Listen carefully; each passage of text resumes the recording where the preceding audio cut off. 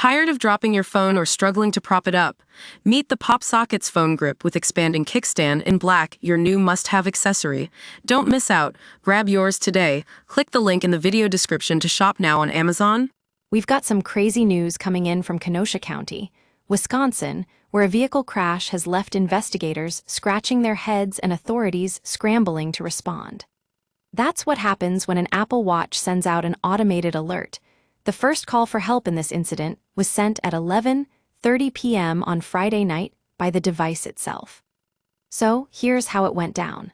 The Kenosha Joint Services Communications Department received that alert, which basically told them a crash had occurred near the intersection of SDH 142 Burlington Road and 224th Avenue in the town of Brighton. But when sheriff's deputies got there, they couldn't find any signs of a wreck, at least not right away.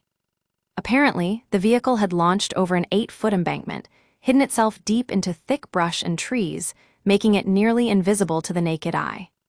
That's where things get really interesting, because that's when authorities decided to bust out some serious tech. A thermal imaging drone was used to help locate the wreckage. And trust us, it paid off. The KFRD paramedic unit and engine company were called in next, responding to stabilize the patient, who was the sole occupant of the damaged Hyundai Sonata.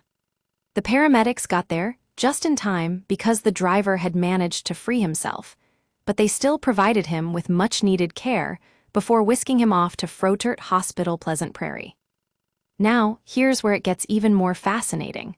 The police are investigating this crash to figure out exactly what happened. How did the vehicle go so far off-road? Was it speeding or driving erratically beforehand? The Kenosha County Sheriff's Office is on the case and will be keeping an eye out for any updates.